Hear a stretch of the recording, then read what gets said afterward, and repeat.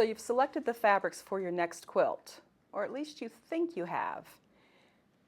The things that we don't really look at that we should look at is not only do we have a variety of color, a variety of values, but do we also have a variety of stylization of print and size and scale of print. And then the most important thing, how do those fabrics interact with each other? And one of the best ways to see how the fabrics are going to interact with each other is to put them in a window. So here's my window. I've cut a square out of a piece of fabric. Pretty simple. It's going to show me how these fabrics are going to interact with each other. So if I take my plainer fabrics, so I've got two plain blues, two plainer yellows, and I put them so that they come together into a grid, and I put my window on top, I get to see what happens when those four fabrics come together. Not very interesting.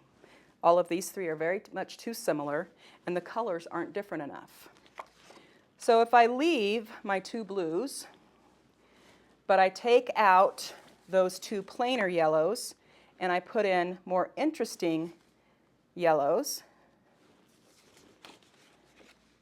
we instantly have something more interesting. Two plain with two busier. Now I'm going to leave those plains in again, and I'm going to bring in blue again, but the blue is going to be very complex. Here we have a very complex blue that has lots of other color in it. If I use this side or that side, and another plain blue with lots of color in it, that's a slightly different value of blue. And now I can see the interaction of blue on blue, but two that are very complex and two that are very simple.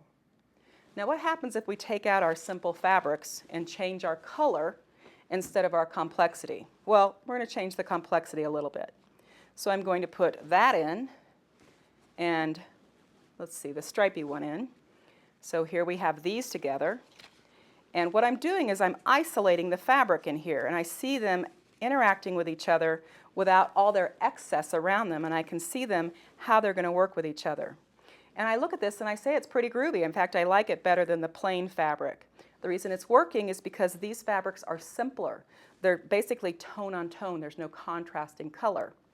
Also, there's only one design on each one, whereas these have lots of complex designs on them, so they're very busy. So what happens if I put lots of busy next to lots of busy? Is that going to work? Am I going to be able to pull that one off?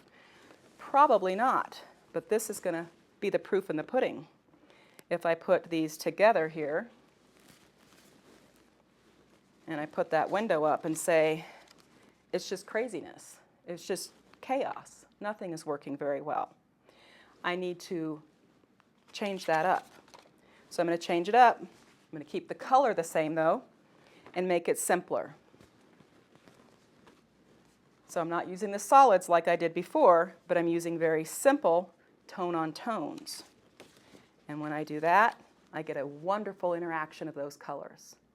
So instead of just thinking about the colors and the values, think about how those prints, those motifs, and the size and scale of those motifs are going to affect the fabrics as they integrate and come together and behave in the block that you're piecing. Try auditioning them in a window. It will really help you to see how they're going to interact.